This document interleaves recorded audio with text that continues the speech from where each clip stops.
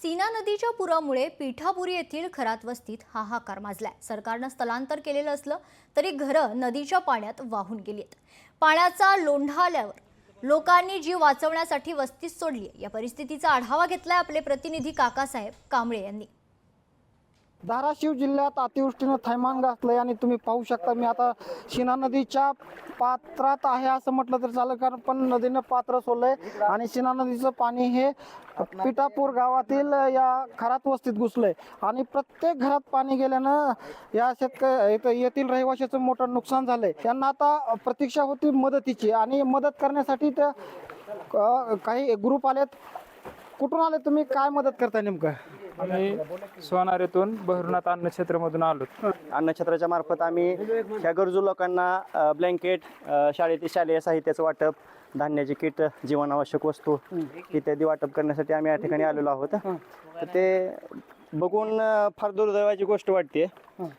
तर आम्हाला जेवढं शक्य आहे तेवढं ते आम्ही आमच्या ह्याच्यातून आम्ही करतोय। तर मुलांना इथं वह्यांचं देखील शालेय साहित्याचं वाटप होतंय। किती दिवसांना तुला नवीन वही मिळाली? काय झालं होतं तुझं दप्तराचं? भिजून गेलं. काय झालं होतं नेमकं? पाण्यात भिजलं। हां, मग किती दिवस शाळेत गेला नाही तू? 8 दिवस.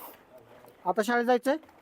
द्या. लय परिस्थिती भयंकर झाली होती ती दिवशी। आम्हाला कळलं असं पाणी आलं असंच बाहेर पडलो आम्ही, काय बघितलं नाही, पसारा सगळं गेलं आमचं, काय राहिलं नाही, पण आमचं जीव वाचवला आम्ही। लय नुकसानी झाली। काय असं घरात सगळंच असतं की सगळं नुकसानी झाली। गहू गेलं, ज्वारी गेली, सगळं गेलं।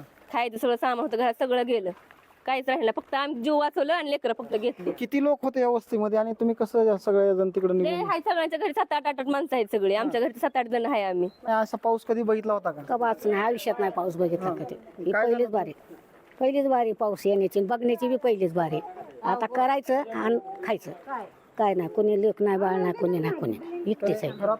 पूर्ण सगळ्यांचं वाहून गेले। ही अशीच बेघर आहेत, इकडं तिकडं राहते ती, कुणाच्या तरी घरी खाते ती।